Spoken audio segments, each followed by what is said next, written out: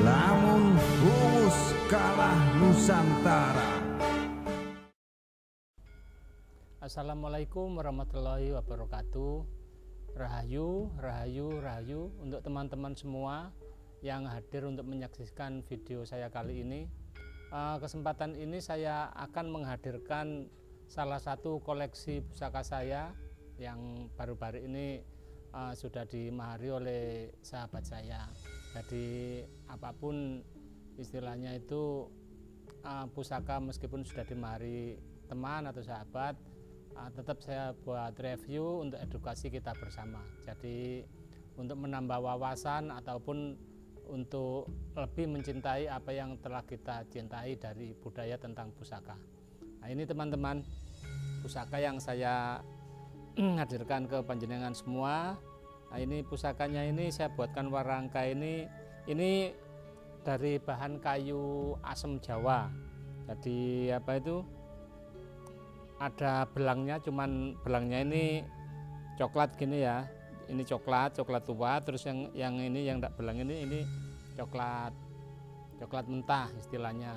Nah, ini belangnya seperti ini. Ini saya buat warangka ini iras. Jadi tanpa sambungan, jadi kayu utuh, kita segerek di tengahnya. Nah, ini salah satu yang perlu kita pelajari dari pusaka ini. Nah, ini antara deder dan pusakanya ini ori bawaan waktu pusaka ditemukan. Jadi kelihatan teman-teman ya, kalau dari penampangnya ini kelihatan sekali. Ini apa itu di tengah dari gonjo ini naik ke atas, ini menunjukkan suatu bentuk dari gonjo ini gonjo wilut. Jadi kalau gonjo lugas biasanya kan apa itu kayak gini, ini istilahnya pas di cekungan dari warangka, tapi ini ada mumbulnya istilahnya gonjonya ini menunjukkan gonjonya ini gonjo wilut. Nah, ini bisa disaksikan lebih dekat teman-teman biar lebih enak ya.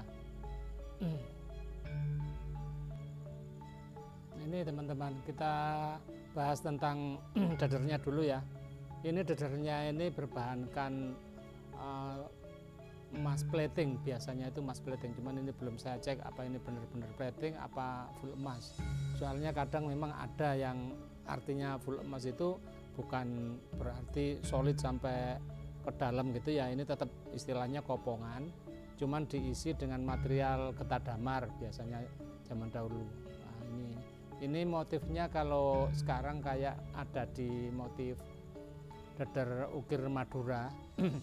Jangan zaman dahulu itu zaman Majapahit atau pokok era-era Majapahit itu, jadi dader itu secara universal, jadi model apapun itu ada, bukan suatu suatu daerah tertentu, bukan. Ini menurut kajian saya ya. Nah, ini modelnya ini dader ukir model kalau sekarang itu disebut ini walang kopo.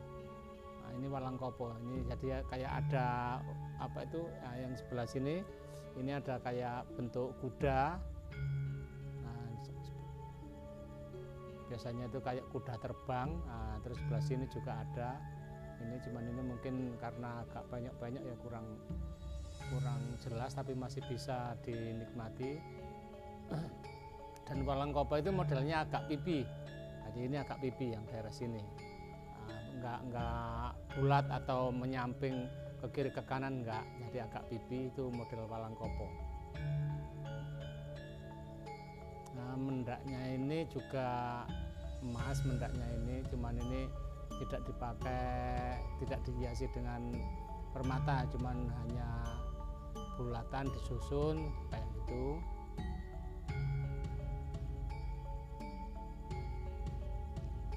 Kelihatan sekali apa itu masih cakep ini kalau menurut apa itu istilahnya, kalau kondisi seperti ini ditemukan ini masih terhitung sangat cakep sekali.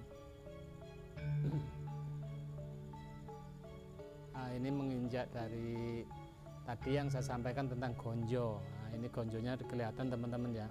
Ini ada kinatanya, cuman tinggal beberapa bagian saja, yang lain sudah lepas karena benturan dari alam, dan ini masih ada jejak-jejak yang masih bisa kita nikmati tentang kinatanya.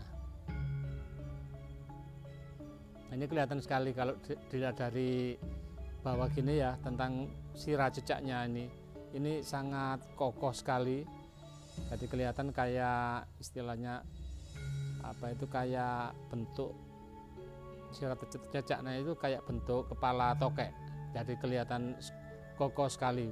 Jadi kayak segitiga kokoh, enggak pipi tipis gitu, enggak. Ini kelihatan kokoh sekali.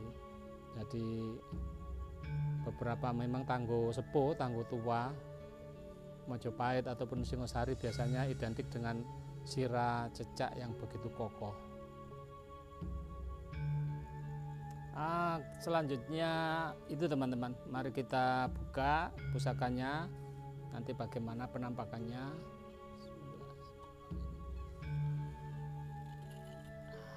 Inilah teman-teman pusakanya. Ini bertangguhkan Majapahit teman-teman, pusaka ini. Ini ada beberapa teman yang mengatakan Nagaraja, ada beberapa teman juga yang mengatakan Nagasasra. Kalau pendapat saya berdasarkan dari beberapa literatur yang saya pelajari, sebenarnya Nagaraja maupun Nagasasra itu sama saja, yaitu artinya ya Nagasasra, karena Nagaraja itu penyebutan dari awalnya itu dari daerah Surakarta. Jadi orang-orang Surakarta menyebutnya pusaka Nagasasra itu Nagaraja karena memakai nagonya itu memakai golok atau mahkota, yaitu Krishna. Tapi ada juga yang memakai golok dari wayang, bukan Krishna tapi juga yang memakai wayang Karna. Jadi bentuk dari Krishna itu kayak mahkotanya raja, kalau yang Krishna itu kayak mahkotanya Senopati. Itu pun hanya dari variasi empu, jadi tetap disebut Nagasasra. Jadi hanya Nagaraja itu yang penyebutan di daerah Surakarta, sebenarnya sama saja. Nah, ini salah satu pusaka Nagasasra, ini Luk 13 teman-teman pusaka ini. Nah, ini bikin aja biar enak. Ini kelihatan sekali pamornya, pedaringan kebak yang istilahnya helaian untuk menyusun melipat pamor itu sangat tipis-tipis dan padat. Kelihatan sekali pusaka ini rebaannya halus dan enak sekali, di istilahnya pasikutannya itu enak sekali untuk dinikmati, istilahnya wangun gitulah ya, wangun. Pusaka ini sangat wangun. Kalau saya amati itu looknya, dari ukuran panjang bilahnya. Nah, ini sisi baliknya teman-teman, kelihatan sekali teknik dari empunya ini benar-benar dari empu yang istilahnya sudah memiliki jam terbang yang tinggi untuk bisa menciptakan pusaka naga itu, karena memang tingkat kerumitan maupun tingkat kehati-hatian harus ditempuh. Ini kinatanya ini sebenarnya ini bagus sekali teman-teman, cuman ya karena memang temuan sungai kadang di alam itu, benturan dari alam itu ya tidak menentu. Jadi hasil yang setelah saya restorasi kinatanya ini, kalau saya amati ini termasuk kinata Sekar Meladi ini teman-teman. Jadi ada kayak bunga-bunga yang mekar. Mungkin sebelah sini yang bisa dilihatnya, ini kayak bunga-bunga yang mekar, jadi berkelopak-kelopak kayak gitu ya. Dan ini sebenarnya ini untuk mahkota naganya, ini pakai mahkota wayang Krishna, bukan wayang yang Adipati Karna. Kalau Karna itu agak bulat, jadi agak pendek terus membulat. Nah, ini agak ke atas mahkotanya. dan kelihatan sekali gonjonya sangat kokoh teman-teman. Istilahnya Majapahitnya ini masih kental sekali.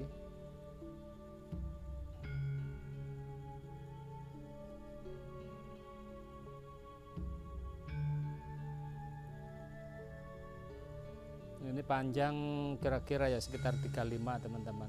Jadi pusaka-pusaka Majapahit sering kita jumpai memang tidak begitu besar, lebar dan kelihatan gagah, tapi pusaka Majapahit itu menampilkan suatu luas dan istilahnya itu terengginas. Terengginas itu apa ya? Lincah. Nah, semacam kayak gitu, lincah. Dan ada beberapa referensi mengatakan kenapa Majapahit kok istilahnya pusakanya kecil-kecil. Mungkin karena zaman era Majapahit itu nggak semuanya kecil-kecil ya, ada yang besar, ada yang ya pada umumnya pusaka itu. Tapi untuk yang kecil-kecil itu kemungkinan waktu itu era dari rajanya itu Raja Tribhuwana, sehingga karena rajanya itu perempuan, jadi kelihatan pusakanya itu mengikuti dari pemimpin suatu wilayah, pemimpin suatu kerajaan. Jadi dibuat agak lebih luas, lebih kelihatan sekali kalau istilahnya menampilkan suatu keluasan. Jadi misalnya kayak raja di Jogja Habib berapa itu tetap mengikuti dari karakter pusakanya, mengikuti karakter seorang rajanya. Begitu juga di era Majapahit yang istilahnya yang apa itu, yang pusaka yang luas-luas kayak gini, ini kemungkinan besar ini waktu itu eranya Tribhuwana Tunggadewi, Ibu Ratu Majapahit yang nantinya menggantikan Hayam Wuruk, karena ibunya Hayam Wuruk dan waktu itu Hayam Wuruk masih kecil. Nah, sejarahnya seperti itu teman-teman. Demikian tadi teman-teman tentang dapur Nogososro ataupun disebut juga Nogorojo untuk daerah Surakarta. Semoga apa yang telah saya sampaikan menjadikan inspirasi buat teman-teman semua lebih mencintai budaya leluhur nenek moyang kita. Sebelum saya akhiri, saya masukkan dulu ke warangkanya.